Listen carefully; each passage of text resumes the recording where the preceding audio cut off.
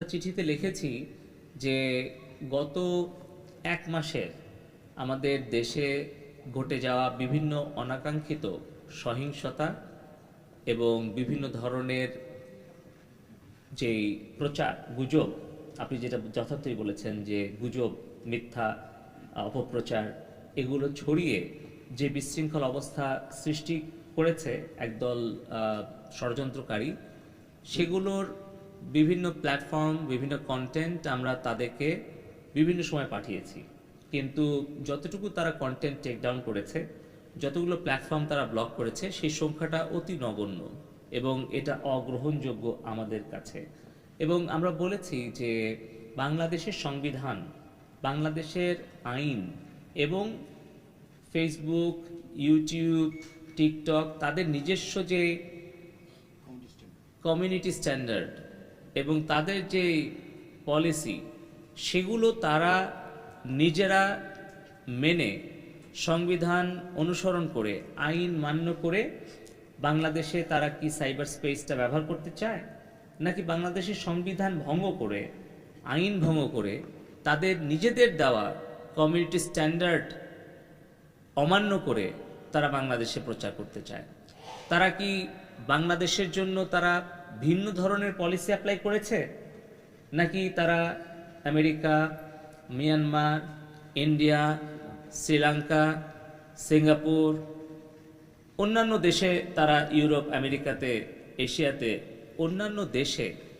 যেভাবে তারা তাদের পলিসিগুলো অ্যাপ্লাই করে, সেই স্ট্যান্ডার্ড কি তারা নিজেরা আমাদের বাংলাদেশের জন্য মানছে, নাকি ভিন্ন ভিন্ন অবস্থান নিচ্ছে? আমরা দেখতে পাচ্ছি যে আমাদের বাংলাদেশ আওয়ামী লীগের সমর্থনে যেই পেজগুলো, যেই ফেসবুক অ্যাকাউন্টগুলো কাজ করত, এরকম 50টা পেজ এবং অ্যাকাউন্ট তারা ব্লক করে দিয়েছে। কিন্তু একই ধরনের কাজ বিএনপির ভেরিফাইড পেজ থেকে, কিংবা বিএনপির যে সাজাপ্রাপ্ত সন্ত্রাসী তারেক জিয়া বিদেশ থেকে ইউটিউবে বা ফেসবুক লাইভে এসে যে সকল বক্তব্য দিচ্ছে, সেগুলো কেন ব্লক করা হচ্ছে না? সেই কন্টেন্টগুলো কেন টেক ডাউন করা হচ্ছে না? কিংবা যেগুলো চিলড্রেন অ্যাবিউজ, কিংবা আপনার আমাদের নারীদের প্রতি যে আক্রমণ অথবা অগ্নিসংযোগ, অথবা যে ধরনের সন্ত্রাস এবং হত্যাকাণ্ড আমাদের এই গত কিছুদিনে হলো প্রচারণা গুজবের কারণে, সেগুলোর ব্যাপারে তারা কোনো ধরনের দায়িত্বশীল কোনো প্রতিক্রিয়া দেখায়নি বা কোনো ধরনের ভূমিকা রাখেনি। আপনারা জানেন, সংবাদ মাধ্যমে যারা মূলধারায় আছেন, যে কিভাবে দুজন ছাত্র মারা গেছে এই অপপ্রচার শুরু করা হলো ফেসবুকে, কিন্তু সেটাকে কোনোভাবে এটা মিস ইনফরমেশন বলে ফ্ল্যাগও দেওয়া হয়নি। এবং তার প্রেক্ষিতে আন্তর্জাতিক কিছু গণমাধ্যম সেইটা নিউজ করে এবং কিছু দেশের মুখপাত্র সেটাকে তারা স্বীকৃতি দেয়, এবং তার প্রেক্ষিতে পুরো দেশে এই ফেসবুকের গুজব, মিথ্যা তথ্য ছড়িয়ে যখন উস্কানি দেওয়া হয়, তার প্রেক্ষিতে কিন্তু তার বেশ কয়েক ঘন্টা পর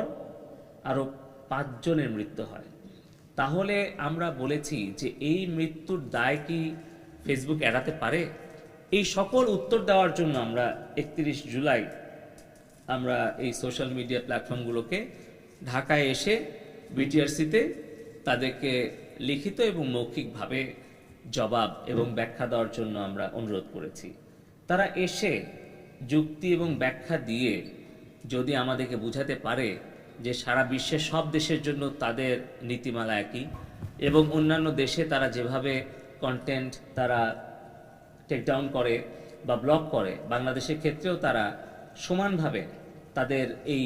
বৈষম্যমুক্ত আচরণ করছে বা করেছে বা করবে, তাহলে এগুলো আলোচনা, ব্যাখ্যা, বিশ্লেষণ করে তারপরে আমরা সিদ্ধান্তটা গ্রহণ করতে চাই। তো এই ব্যাপারে আমরা 31 তারিখে তাদের কাছ থেকে শুনে তারপর আমরা